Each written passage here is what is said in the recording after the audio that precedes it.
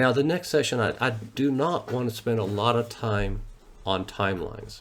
Timelines are explained throughout the law in various sections. Chances are people have already driven home the importance of timeline to you. A couple things I want to point out though. One, if a parent requests records, the district has 5 days to respond to that request. It's a very short fused time frame.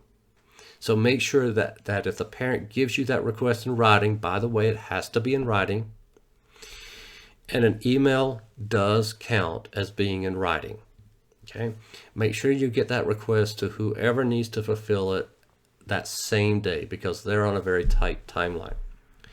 When it comes to annuals and triannuals, when it comes to initials, for us, initials and triannuals, the date for the assessment, the date that the assessments must be completed, is the 60 days from the date the district received the assessment plan, or the due date, whichever is earlier.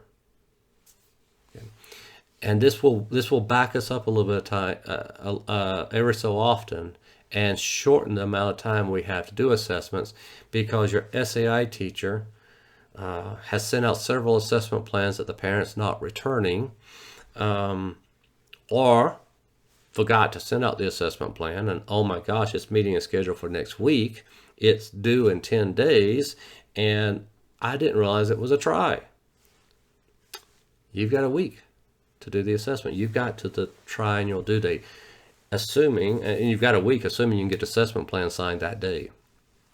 There's just no leniency there. And so assessment plan does not always give us 60 days. The triennial date might limit us.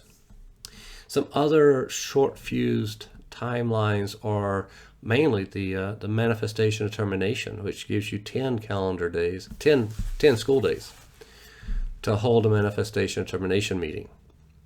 10 school days, that's all. If, let's say you've got a child up for expulsion, and you'll see this a lot. So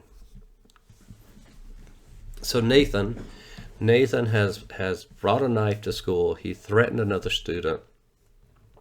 He didn't actually bring it. He found the knife on his way into school. He showed it to a student. He threatened another student with it because that other student slapped him on the back of the head during recess.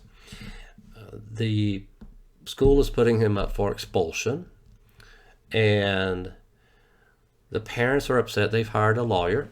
The lawyer says, you know what, this behavior is consistent with the impulsivity of an ADHD student. I see here the district has never assessed this child, so we're going to need a complete assessment. Technically, that 10-day timeline applies to you.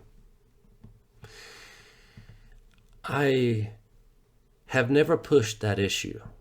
I think you could make a case that a good assessment can't be done in 10 days, so therefore the manifestation cannot be held within the 10-day time frame. And of course, you know what excuse the state will take, which is nothing.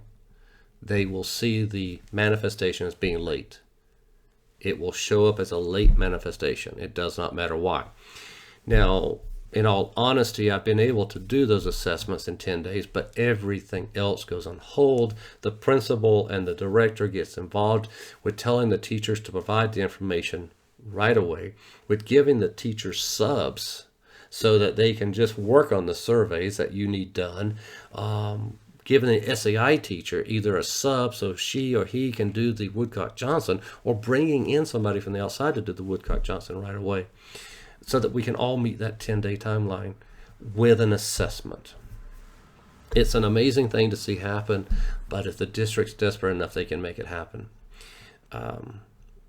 Those are fun. And by the way, I set that scenario up because he found the knife, so he didn't bring it with him. He found it on the way to school. He showed it to another kid, and that's impulsive. He threatened another kid with it when the kid hit him in the back of the head. That's impulsive too. So you got a lot of indications here of impulsivity. You are going to lose in fair hearing if you deny the request for assessment on this child. You've got too much going on with too many indications of impulsivity, typical of ADHD. Okay.